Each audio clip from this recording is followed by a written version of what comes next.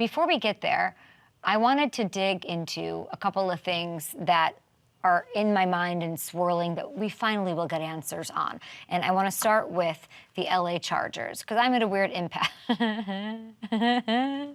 Look at his face. What a strange, fascinating, unusual man. Truly. He got new ink. I don't know what he was getting. I think it was like his national championship tattoo. His former players, a bunch of them were on hand. Just the face. I just love his face. The video leaves me with a lot of questions, but the one that I want this week to clear up is, who are you? Who am I? Let's ask transcendental, existential questions. You're like, what is my identity as an offense? Because we've heard Harbaugh, OC Greg Roman, which I think is like truly like the weirdest ad ever, and their new GM, of course, talk about getting more physical, protecting Justin Herbert.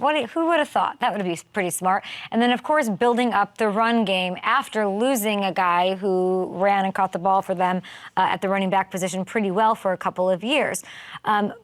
But every time I have a prospect wide receiver come on the show, I'm like, you'll probably be on the Chargers because they need wide receiver help so much. What are they doing at receiver? Why isn't anybody talking about what they're doing at receiver? Are they trying not to tip their hand?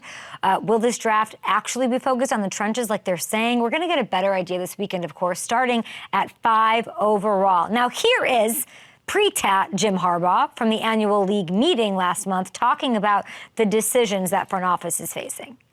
Yeah, there's talk of 4 quarterbacks going in the first 4 picks.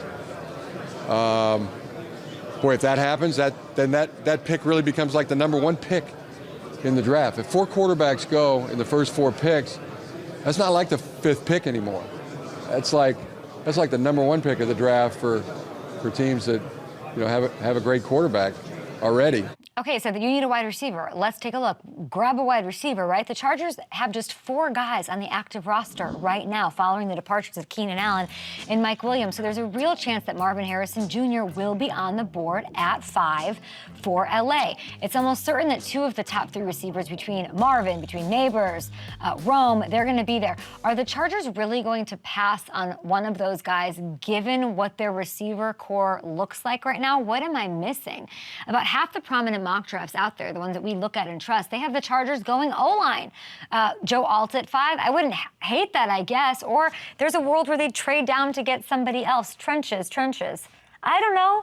I'm a little trenches schmenches right now. On one hand, yeah, it would be nuts for Justin Herbert to pass on a top weapon. On the other hand, though, to his point, he wants to build this team in his image.